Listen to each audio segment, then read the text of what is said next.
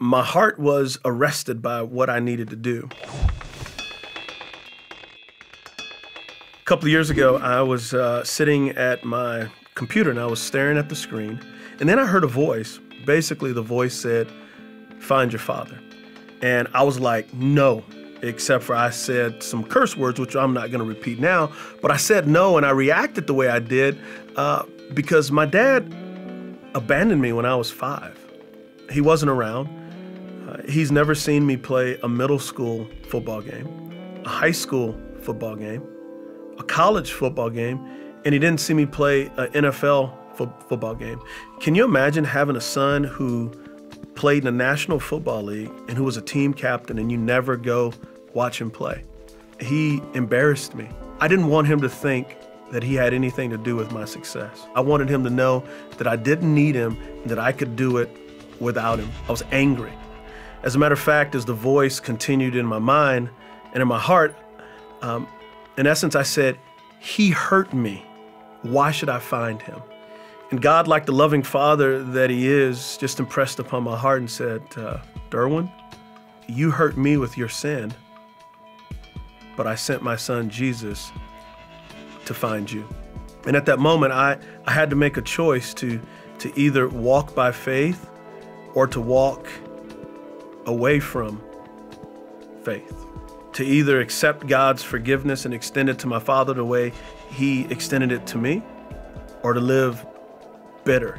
And being bitter is like drinking poison and hoping somebody else dies. It was eating away my heart. So after some time of wrestling with God, I found out where my dad was in Texas, found out that he was locked up. I wrote the hardest letter I've ever had to write in my life, and it was really short. And it said, Dad, I want you to know that I love you because Christ loves me. I forgive you because Christ forgave me. And I want you to be a part of my life, part of your grandkids' life. I want you a part of my life. I love you and forgive you. So with that, I sent the letter off, and a couple of weeks went by, and one day I'm going to the mailbox, and I get my mail like usual and find a letter from my father. And at that moment, immediately, I'm just weeping and crying because I don't know if I'm gonna be rejected. I have no idea what's gonna happen. But when I opened that letter, I read these words. It said, son, thank you for forgiving me. And I do wanna be a part of your kid's life. I do wanna be a part of your family's life. And then I heard the words that I had never heard my entire life from my dad. He said, I love you. Well, ever since that moment, my dad and I have been reconciled. We have a relationship now.